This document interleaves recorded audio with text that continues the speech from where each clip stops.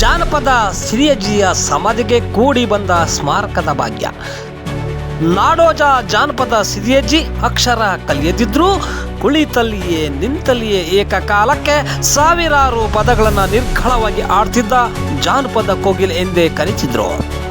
ಸಿರಿಯಜ್ಜಿ ಮೂಲತಃ ಚಿತ್ರದುರ್ಗ ಜಿಲ್ಲೆಯ ಚಳ್ಳಕೆರೆ ತಾಲೂಕಿನ ಯಲಗಟ್ಟೆಯ ಗೊಲ್ಲರಹಟ್ಟಿಯ ಗ್ರಾಮದವರು.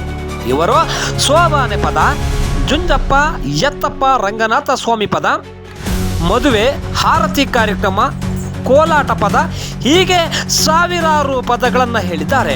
ಇದರ ಫಲವಾಗಿ ರಾಜ್ಯ ಸರ್ಕಾರ ಗುರುತಿಸಿ ಕನ್ನಡ ರಾಜ್ಯೋತ್ಸವ ಪ್ರಶಸ್ತಿ, ನಾಡೋಜ ಪ್ರಶಸ್ತಿ ಸೇರಿದಂತೆ ಸಂಘ ಸಂಸ್ಥೆಗಳು ಗುರುತಿಸಿ ಸನ್ಮಾನಿಸಿದ್ದಾರೆ.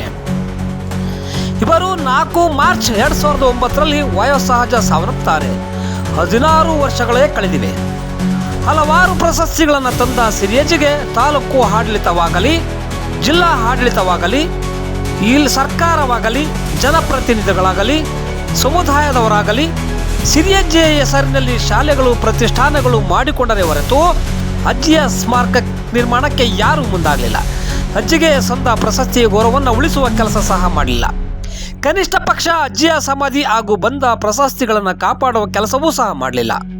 ಆದರೆ 16 ವರ್ಷಗಳ ತರುವಾಯ ಜಾನಪದ ಕೋಗಿಲೆ, ಜಾನಪದ ಸಿರಿ ನಾಡೋಜ ಸಿರಿಯಜ್ಜಿ ಸಮಾಧಿಗೆ ಸ್ಮಾರಕ ನಿರ್ಮಿಸಲು Mysuru Shri Lakshmi Narasimha charitable trust, BV Rajeshwari, doctor Chikkappaiah, DSP TV Rajanna, Tungeshwar, GC Rajanna, Rangaswamy, M Ranganath, M Parameshwar ಹಾಗೂ ನಾಡೋಜ ಸಿರಿಯಜ್ಜಿ ಮೊಮ್ಮಕ್ಕಳಾದ ಜಯಣ್ಣ, ತಿಪ್ಪೇಸ್ವಾಮಿ ಹಾಗೂ ಕಾಟಪಟ್ಟಿಯ ವೀರೇಶ್ ಅಪ್ಪು ಇವರ ಸಹಕಾರದಿಂದ ಸ್ಮಾರಕ ನಿರ್ಮಾಣ ಕಾರ್ಯ ಪ್ರಾರಂಭವಾಗಿದೆ.